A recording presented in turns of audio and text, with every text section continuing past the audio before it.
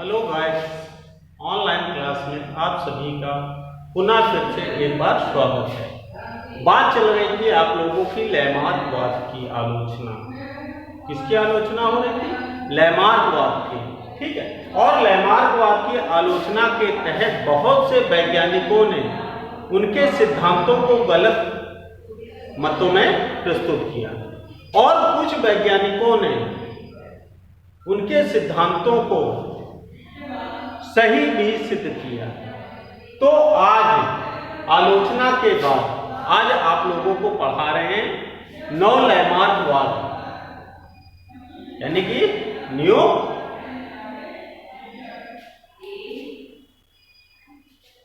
लैमार्कनिज्म। क्या है? न्यू लैमार्कनिज्म। तो आज आप लोगों को पहले क्लास आपका हो गया, क्लास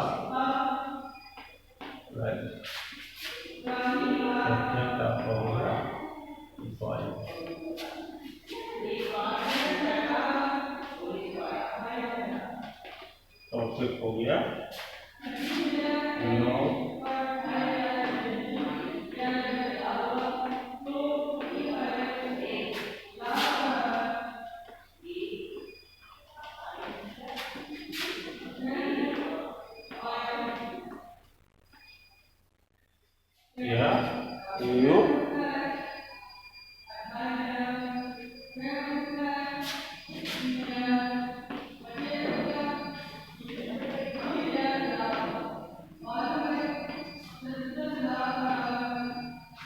न्यू लैमार्कनिज्म।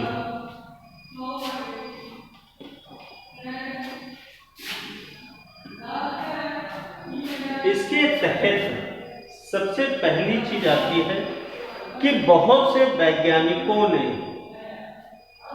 क्या आ जाएगा, इसमें आ जाएगा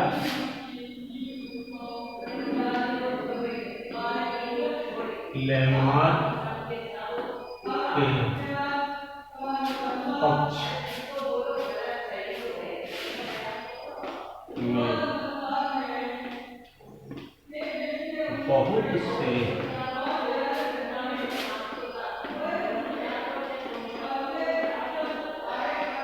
वैज्ञानिकों ने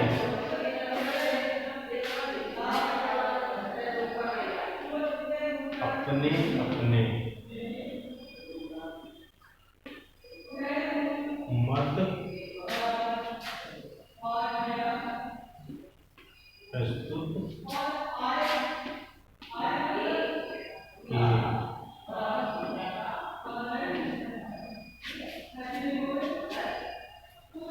नंबर 1, लैमार्कवाद के जो पक्ष में वैज्ञानिकों ने अपने मत प्रस्तुत किए, ठीक है, उन मतों के फॉर एग्जांपल मैं आप लोगों को 2 या 3 लिखवा देता हूं, तो इसको भी आप लोग नोट कर लेंगे। नंबर 1 जैसे है, तो नंबर 1 बच्चों क्या है?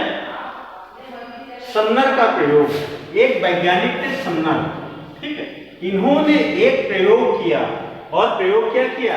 इन्होंने सफेद चूहों को, यानी कि जो सफेद चूहे होते हैं, उन चूहों को 20 से 30 डिग्री सेंटीग्रेड पर पाला, यानी कि एक टेम्परेचर दिया कि इस टेम्परेचर पर रखने के कारण उनमें क्या प्रभाव पड़ेगा, इस चीज को सिद्ध करने के लिए। क्यों? क्योंकि जब लैमार्क ने अपने जिराफ के एग्जाम्पल को दिया था, तो जिराफ के एग्जाम्पल में मैंने आप लोगों को लिखाया भी था कि दक्षिण अफ्रीका, यानी कि अफ्रीका के रेगिस्तान में, नॉर्मल जगह नहीं, कहां? तो उसी चीज से प्रभावित होकर इन्होंने क्या किया? एक टेम्परेचर बनाया 20 से 30 डिग्री सेंटीग्रेड का, ठीक है, और उसी पर उनको पाला। अब पालने के बाद क्या हुआ? जिसके परिणाम स्वरूप उनका शरीर, जिसका परिणाम क्या हुआ?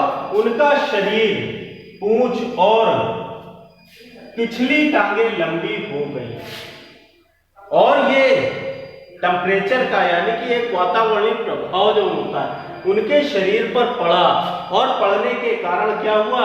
उनमें ये प्रभाव दिखाई पड़ने लगे, ठीक है।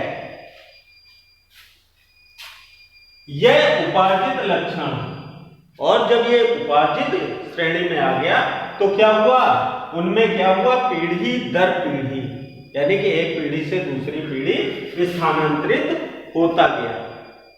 एक तो ये हो गया कारण, जो लैमार्क के क्या है, पक्ष में गया। किसमें गया, लैमार्क के पक्ष में गया। ठीक है, अब इसी में दूसरा नंबर आ जाता है।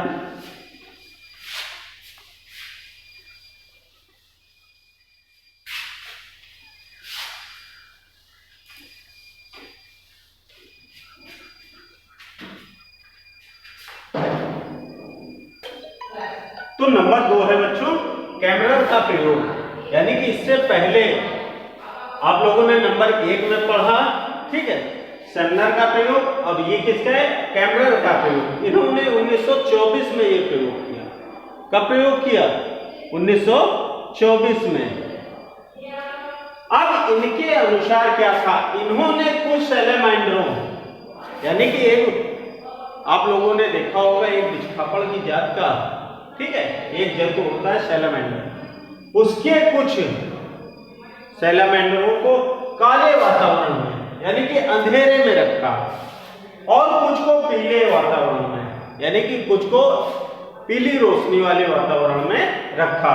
कुछ वर्षों, यानी कि यहां पर क्या हुआ, कुछ वर्षों, कुछ समय नहीं है, कुछ वर्षों तक इन्होंने उस पर प्रैक्टिकल किया। कुछ वर्षों बाद क्या हुआ, काले वातावरण के सैलेमेंडरों में काले धब्बे, उनके शरीर पर जो नई प्रजातियां आती गई, उनके शरीर पर स्पॉट बंधे हुए मिले। तो काले धब्बे तथा पीले वातावरण वाले सैलेमेंडरों में पीले धब्बे बने मिले। इससे यह सिद्ध होता है कि वातावरण का प्रभाव जो है जीव पर पड़ता है। तो इन्होंने भी, यानी कि कैमरर ने भी क्या किया था, लैमार्कवाद के पक्ष में अपना प्रयोग प्रस्तुत किया था कि ऐसा होता है, उपार्जित लक्षणों की जो वंशागति होती है वो इन्हीं कारणों से, वातावरणीय प्रभाव के कारणों से होती है। ठीक है, अब इसमें मैंने आप लोगों को बताया था कि मैं इसके 2 एग्जाम्पल आप लोगों को बताऊंगा। तो नंबर 1 हो गया सेमनर का प्रयोग, नंबर 2 हो गया कैमरर का प्रयोग। इसमें एक नंबर और भी आ जाता है, जैसे टावर का आलू बीटल प्रयोग। ठीक है, एक आ जाता है टावर का आलू बीटल प्रयोग, एक आ जाता है मैगदुला का प्रयोग। ठीक है, तो इस तरह के जो प्रयोग हैं सभी ने लैमार्कवाद के पक्ष में अपने अपने प्रयोग प्रस्तुत किए।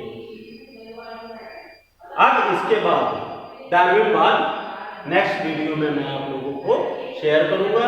तब तक के लिए गुड मॉर्निंग।